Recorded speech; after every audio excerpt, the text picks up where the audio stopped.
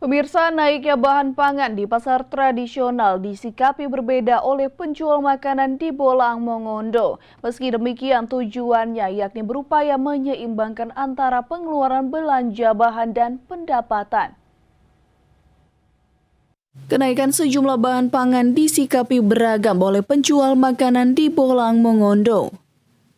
Ibu Dian misalnya, penjual yang berjualan di kompleks pasar Lolak ini menyiasatinya dengan mengatur penggunaan bumbu dapur dalam masakannya, sehingga ia bisa menjual dagangannya dengan harga normal.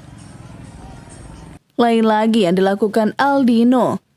Penjual yang memilih berjualan di jalur jalan Trans Sulawesi ini terpaksa melakukan penyesuaian harga dagangannya agar tidak merugi.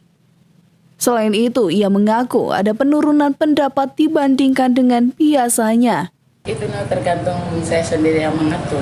Kasih kurang sedikit atau bagaimana supaya bisa menyesuaikan. Dikurangi porsinya, termasuk sambal ricanya itu ya? Iya, jadi supaya biasa-biasa begitu. Ya, dengan kenaikan harga pokok otomatis naik semua Pak harganya. Jadi kami naikkan ya, tapi disesuaikan dengan ya kebutuhan masyarakat juga tidak terlalu naik. Kalau biasanya untuk makanan seperti woku belangang yang dulunya harga 20 per porsi, sekarang 22.000. Nah, semua tahu keadaan saat ini semua naik, apalagi sulit ikan saat ini Pak. Meski menyikapi secara berbeda, keduanya kompak berharap perhatian pemerintah dalam mengatasi gejolak pangan saat ini. Tim Liputan Kawanwa TV melaporkan.